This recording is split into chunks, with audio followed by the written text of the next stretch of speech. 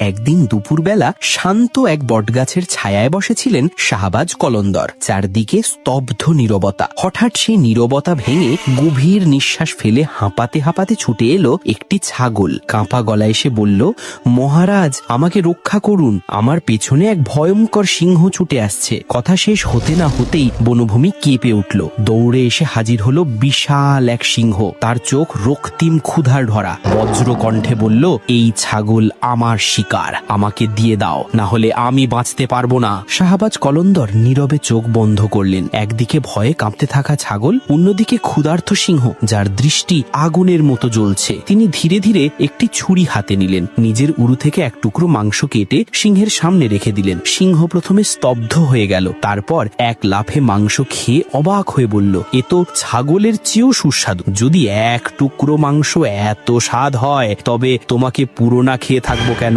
পরের পার্ট জানতে হলে